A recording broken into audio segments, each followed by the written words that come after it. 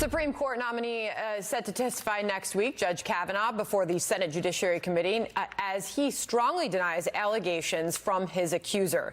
So far, no word if she will be accepting the invitation to speak, but her lawyer has said she is willing to. President Trump's attorney, Jay Sekulow, appearing on Hannity last night and saying it is appropriate to hear from both sides. In this day and time, and I understand this, an allegation's been made. Judge Kavanaugh is going to respond. That's the appropriate way. The accuser is going to have her time as well, and it should be an orderly and appropriate process. Judge Napolitano is Fox News senior judicial analyst. He joins us now. I don't think anybody disagrees with that. We need to hear from both sides, and that's what's about to happen, right? Even the president, who's been pushing aggressively to have Judge Kavanaugh confirmed as Justice Kavanaugh in time to sit with the Supreme Court the first Monday in October, recognized yesterday that this will take a little time. The Democrats would like a full-fledged FBI investigation of Dr. Ford and her husband and her therapist and whoever else can corroborate this. The polygraph administrator, what questions were put to her and how did she respond? Was there any equivocation? And of course, they also want the FBI to interrogate Judge Kavanaugh, the so-called lookout who says it didn't happen, anybody else that can corroborate Judge Kavanaugh's side. I don't think that's going to happen. I think on Monday we will hear from Dr. Ford, and she will be examined by all members of the committee, and then we'll hear from Judge Kavanaugh, and he'll be examined by all members of the committee. And then the Senate rules permit one corroborating witness for each side. We don't know who, if any, those people will be.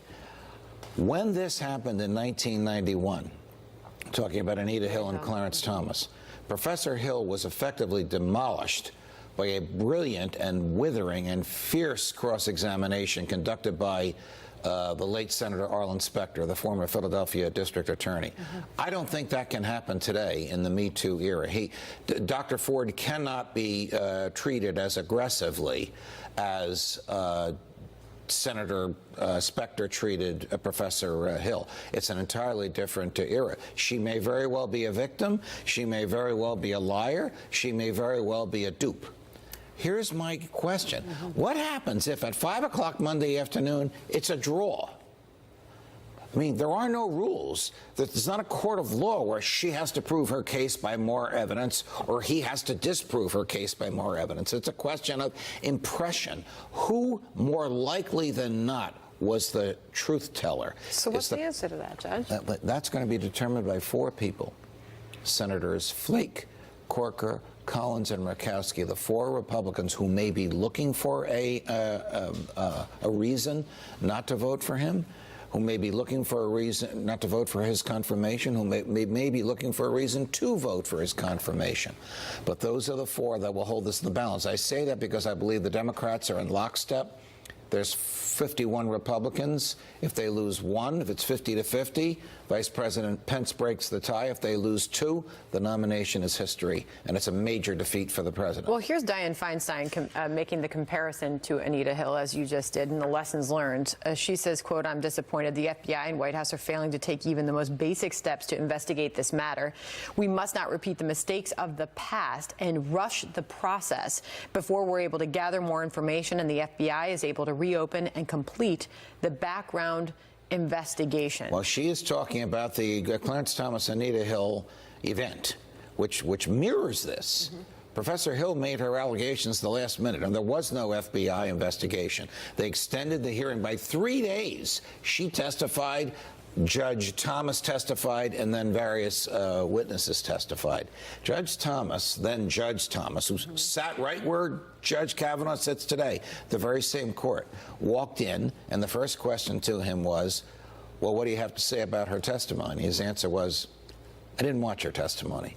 This is a high-tech lynching, and I'm not going to watch it. Now, I don't know if Judge Kavanaugh is going to watch his accuser on television as she makes these accusations, but we're going to see some high drama. I don't know anything about Professor Ford, but I know Judge Kavanaugh is brilliant and will not miss any nuance in what the accuser says. So many coming out on his behalf, speaking of his character, have known him for so long. I want to just real quickly play Jonathan Turley, constitutional law professor at George Washington University, on what he laid out that the GOP needs to prove. Watch.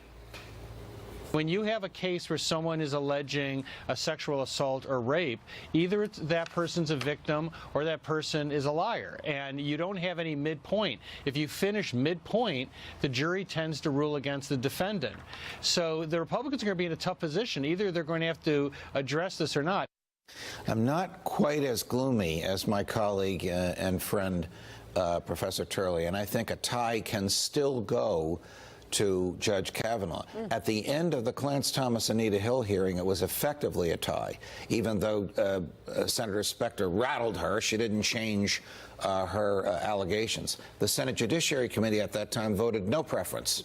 They just voted to send the nomination to the floor, which is why I think it's going to be determined by the four, Corker, Flake, Collins, and Murkowski, only one of whom, Senator Flake, actually sits on the committee. Meanwhile, there are no rules here. There are no rules, and that's why there's so many question marks as to what exactly is going to happen. And by the way, do you think she's going to accept this invitation ultimately and sit down publicly? I do. I make that statement from listening to her lawyer last night. All right, so big showdown on Monday, possibly then. I got to ask you real quick.